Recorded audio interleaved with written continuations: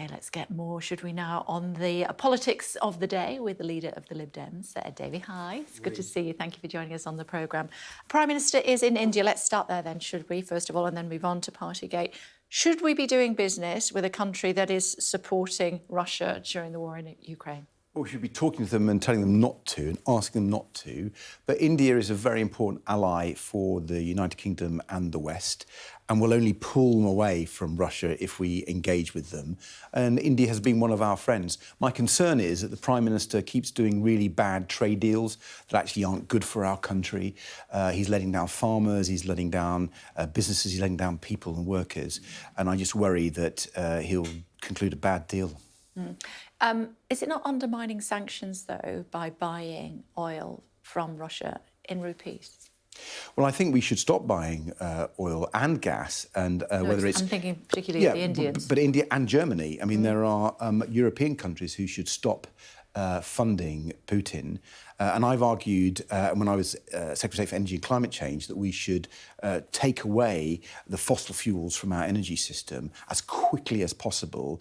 And there are countries like Germany in the European Union who haven't moved as fast as we have on renewables, and I would urge them to do that. OK.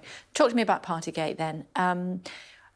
We had the Minister sitting where you are a couple of hours ago, and he was basically saying, yes, we will, the Prime Minister, of course, will allow the Privileges Committee to look into what has happened around partygate and whether he misled Parliament or not, but it has to be due process. We need to get the other two investigations ended first.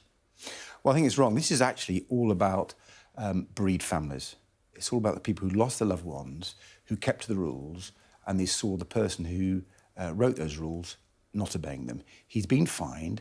It's really clear that he misled Parliament. When that happens, the due process, it goes straight to the Privileges Committee. No delays, no obfuscation. And the last time the Conservatives tried to do this and mess up the rules and not follow due process was at the Owen Paterson scandal. And what happened, there was a by-election, a parliamentary by-election in North Shropshire, and the Liberal Democrats gave the Conservatives a beating in a seat they had held for 200 years. You know, voters feel that this Conservative government is taking them for granted. They think that they can get away with things that are above the law. Well, they're not. And what I say to Conservative MPs today is you should vote for the Prime Minister to go straight to the Privileged Committee, and he's not above the law. He agrees that he's not above the law. The government agrees that he's not above the law, but it's about due process. I don't trust this Prime Minister. I don't trust a word he says. And it was very interesting that the British people were polled, a 200 representative sample at the weekend, and the word most commonly used by far about the Prime Minister was liar. And when you have a country in crisis with the cost of living emergency, with the international crisis, we need a leader that people can trust. We need leadership, we need judgment, we need people to have confidence in the decisions. And I don't think the evidence is that the people have any more confidence in them. And so that's why Conservative MPs should do their patriotic duty and get this man out. And if they don't? Well, I think they're guilty. They're guilty by association. And I say to your viewers that if the Conservative MPs won't do the right thing, do their patriotic duty and vote this man out of office, then on May the 5th at the local elections, many, many people across our country will have the ability to send a message that Boris Johnson should go. So, well, why not wait for that then, instead of taking up parliamentary time with a vote that's obviously not going to go anywhere? Because I want a government, I want a cabinet, I want a Prime Minister who will help people.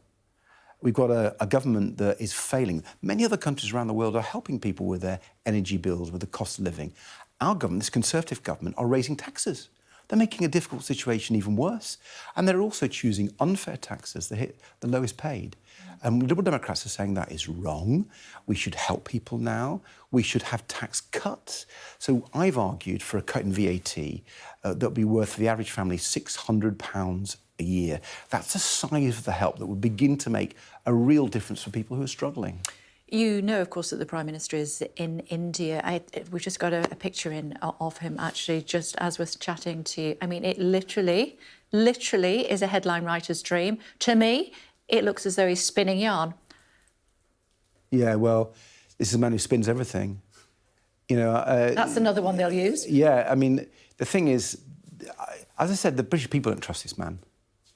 And I think that's very serious for our politics. We need integrity back.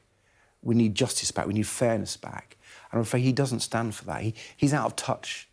And, you know, whether it was in the by-election in Cheshire Amersham, True Blue Buckinghamshire, where Liberal Democrats beat the Conservatives, or North Shropshire, that I mentioned earlier, where Liberal Democrats beat the Conservatives, we talk to lifelong Conservative voters.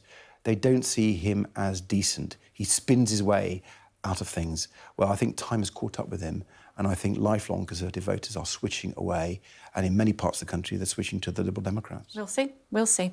It's good to talk to you as always. Thank you. Thank you very much indeed for joining us.